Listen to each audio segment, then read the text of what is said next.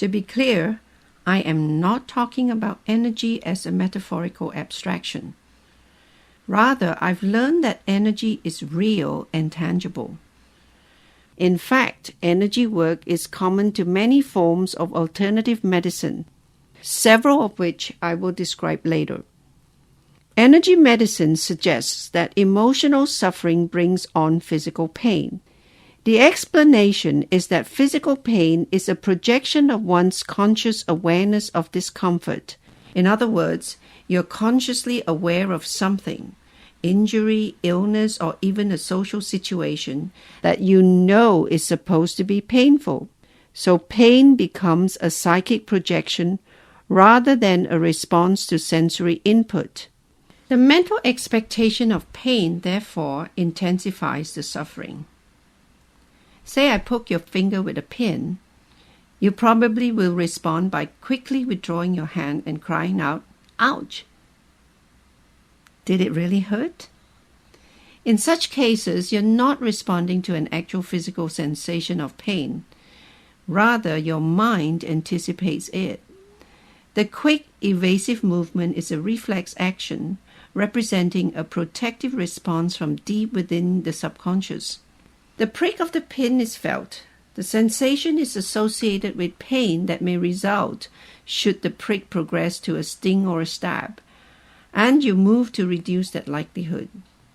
If you consciously allow me to prick that finger with the same amount of force, you can inhibit the reflex, and you'll not say ouch since you're not expecting pain. Some reflexes are hardwired into the subconscious at birth. Many of these are designed for protection, such as eye blink and sensations of potential pain.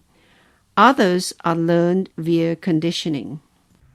For example, close your eyes and imagine I am about to touch your cheek with a red, hot poker. Feel the heat as I move it closer and closer. Soon it will make contact. Now imagine the most excruciating, burning pain.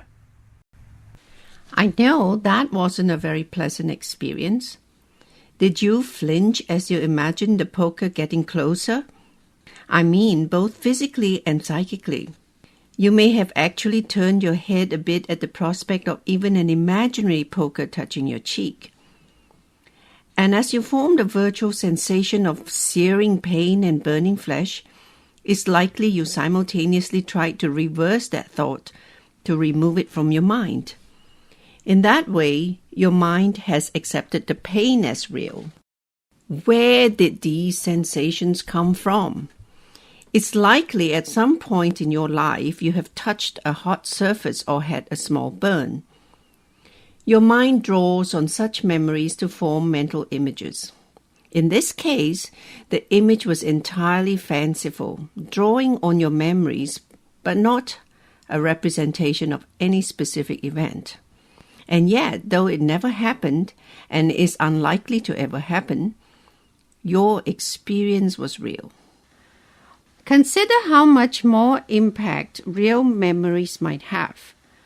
What if someone in your past has poked you with something sharp, sufficient to cause real pain?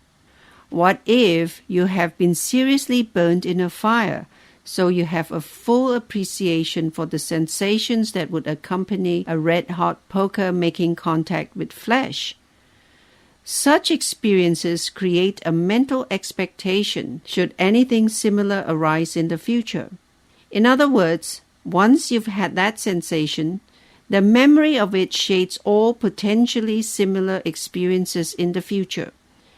Others who haven't had the same experiences as you will find it difficult to understand your responses to such things. That's where it's important to acknowledge that your perception becomes your reality. We often think of conditioning only in terms of repetitive stimulus and response, such as Pavlov's dog salivating at the sound of a bell because that sound had previously, over a period of time, signaled the arrival of a food pellet. But conditioning can also occur via a single instance if the emotional response associated with it is strong enough. The problem with conditioned responses is that they are reflexive. Once established, every time a particular stimulus manifests, you will respond in the same way. Just as earlier, when you cried out, ouch, prior to any real pain, the person seeking hypnotherapy typically is responding to stimuli in uncontrollable ways. Reflecting afterward, they know their responses are undesirable, even illogical, but they feel powerless to change. That's when pain progresses into suffering.